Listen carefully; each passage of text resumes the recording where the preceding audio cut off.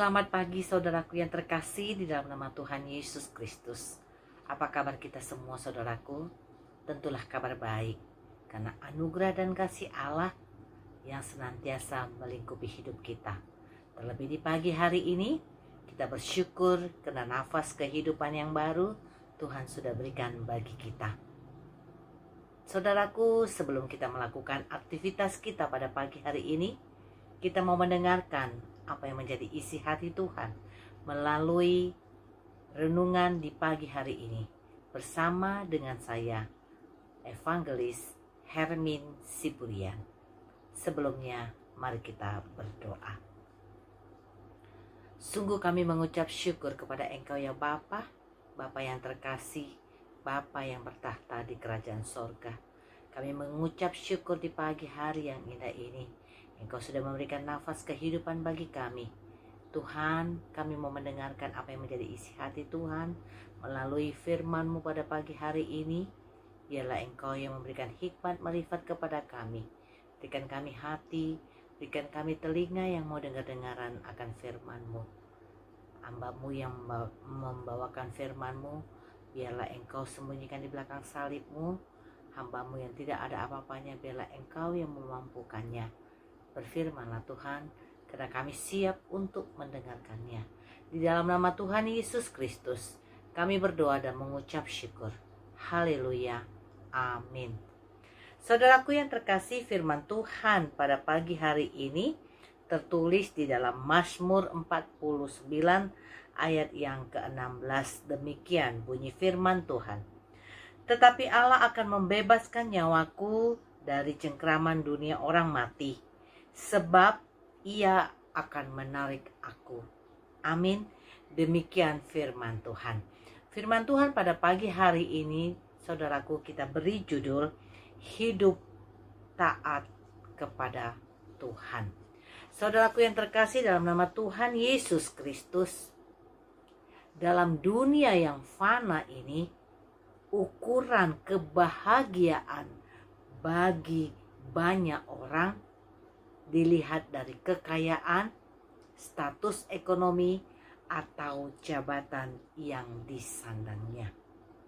Karena dengan semakin kayanya seseorang, saudaraku, atau semakin mantapnya status ekonominya serta menyandang jabatan yang tinggi, hal inilah yang dinyatakan atau hal inilah yang dikatakan oleh orang lain orang yang terberkati, atau sebagai orang yang sukses, orang yang bahagia, bahkan semuanya itu keberadaannya akan semakin dihormati oleh orang banyak.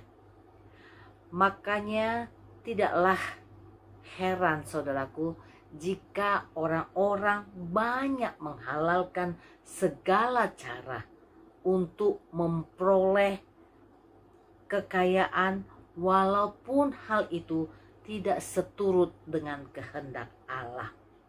Saudaraku yang terkasih di dalam nama Tuhan Yesus Kristus, nats renungan kita pada pagi hari ini, pemazmur dalam perikop ini mengajak kita tentang hikmat akan kehidupan dan hikmat akan kematian.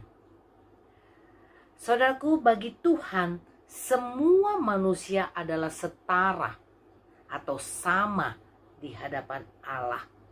Dan Allah tidak pernah membedakan satu dengan yang lainnya melalui status sosial oleh setiap manusia. Baik ia kaya, miskin, jabatan tinggi, ataupun tidak. Allah tidak mengacu pada nilai-nilai apa yang menjadi standar ukuran dunia untuk menilai seseorang. Saudaraku yang terkasih di dalam nama Tuhan Yesus Kristus, sehebat apapun atau sebanyak apapun kekuatan, kekayaan, jabatan kita sebagai umat manusia, namun ketika nafas terakhir tiba dan ajal kematian datang menjemput kita, segala sesuatunya itu kita tidak akan berdaya untuk menolaknya. Dan semua yang kita miliki di dunia yang fana ini pada saat kita mati akan kita tinggalkan begitu saja. Dan tidak ada manusia yang tidak mengalami akan kematian. Oleh karena itu saudaraku, tetaplah bersyukur kepada Allah dan percaya kepada Tuhan. Dan ingatlah, selalu campur tangan Tuhan selalu ada di dalam kehidupan kita. Saudaraku, dengan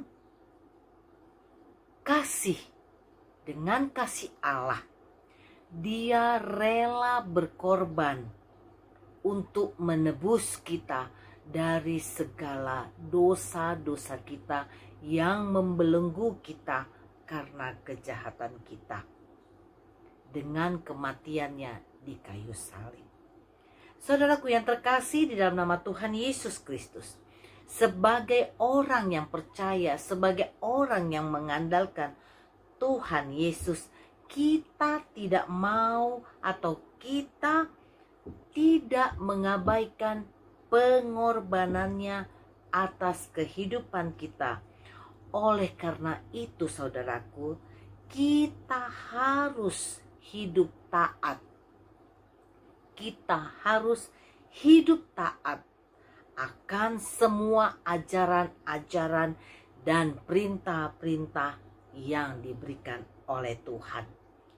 Di dalam hidup kita, jangan kita hanya fokus mengejar kekayaan, mengejar harta atau mengejar kekuasaan duniawi yang bersifat sementara. Dan hal ini semuanya berujung akan maut. Tetapi saudaraku, berusaha dan berjuanglah untuk mengejar harta surgawi yang kekal, harta surgawi yang abadi. Apapun yang terjadi di dalam hidup kita, di dalam dunia ini, jangan pernah kita meninggalkan Tuhan. Jangan pernah kita menyalahkan Tuhan. Karena saudaraku, di luar Tuhan kita tidak ada apa-apanya.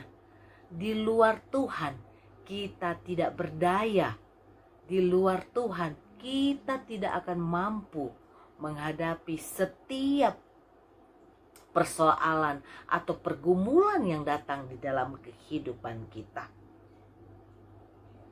Dan kita tidak dapat berbuat apa-apa untuk menyelamatkan hidup kita, saudaraku. Sebab tidak seorang pun di antara kita yang dapat membebaskan dirinya atau membebaskan dan memberikan tebusan kepada Allah ganti nyawanya. Hal ini dapat kita baca di ayat yang ke-8. Karena terlalu mahal harga pembebasan nyawanya dan tidak memadai untuk selama-lamanya. Hal ini kita dapat lihat di ayat yang ke-9. Dan di ayat yang ke-10 saudaraku, supaya ia tetap hidup untuk seterusnya dan tidak melihat lubang kubur. Dan ayat yang ke-16 yang menjadi nats renungan kita di pagi hari ini. Tetapi Allah membebaskan nyawaku dari cengkraman dunia orang mati, sebab ia akan menarik aku. Saudaraku yang terkasih dalam nama Tuhan Yesus Kristus, tetaplah kita hidup setia, taat, dan bersekutu kepada Allah, dan selalu bersuka cita, ambil bagian di dalam melayaninya dengan hati yang tulus untuk memuliakan nama Tuhan di dalam kehidupan kita. Oleh karena itu saudaraku, mari kita menjalin hubungan yang intim bersama dengan Tuhan. Karena bersama Tuhan kita cakap melakukan segala perkara. Amin. Mari kita berdoa. Sungguh kami bersyukur untuk firman-Mu Tuhan, dan yang mengingatkan kami dan mengajarkan kami untuk kami lebih setia lagi, lebih taat lagi kepada Engkau Bapa. Apapun yang terjadi di dalam pergumulan kehidupan kami, mampukan kami Tuhan untuk tidak mengejar kefanaan dunia ini, karena harta kekayaan, jabatan yang tinggi, status ekonomi yang selalu dielu-elukan oleh manusia secara duniawi. Tuhan, ajari kami untuk kami tetap memperjuangkan harta surgawi yang kekal dan yang abadi bersama dengan Engkau. Terima kasih Tuhan. Jadikan kami selalu menjadi pelaku-pelaku daripada firman-Mu di dalam kehidupan kami. Bapa yang baik, di pagi hari yang indah ini, kami juga mau berdoa buat setiap anak-anak Tuhan, hamba-hamba Tuhan yang boleh melayani Engkau Tuhan, memberitakan kabar baik tentang Engkau dimanapun mereka berada, di pelosok-pelosok muka bumi ini yang tidak terjangkau oleh banyak orang. Biarlah Tuhan yang memampukan dan memberikan hati yang sungguh-sungguh untuk mereka boleh melayani Engkau kepada setiap orang yang belum mengenal Engkau, dan banyak orang yang datang menyatakan Engkaulah Tuhan dan Juru Selamat yang hidup. Terima kasih Tuhan. Pergumulan hidup kami serahkan sepenuhnya ke dalam tangan pengasihan-Mu. Bapa yang baik, kami juga mau berdoa buat negara kami Republik Indonesia. Engkau yang mengurapi dan memberkati setiap aparat pemerintahan kami, dari pemimpin kami yang tertinggi Bapak Presiden Jokowi beserta dengan aparatnya, sampai ke jajaran yang terendah sekalipun dari tingkat RT RW. Engkau ya Tuhan yang memimpin mereka dan memberikan hikmat bagi mereka, supaya mereka dapat melaksanakan tugas-tugas mereka seturut dengan kehendak-Mu. Terima kasih Bapa. Kami serahkan seluruh hidup dan kehidupan kami, beserta dengan apa yang akan kami lakukan selanjutnya di dalam kehidupan kami sepanjang hari ini. Kami serahkan sepenuhnya ke dalam tangan pengasihan Bapa. Di dalam nama Tuhan Yesus Kristus kami berdoa dan mengucap syukur. Amin. Kasih anugerah dari Allah Bapa, kasih setia dari Tuhan Yesus Kristus, dan penyertaan daripada Roh Kudus kiranya menyertai kita saat ini sampai selama-lamanya. Amin. Tuhan Yesus memberkati. Selamat beraktivitas.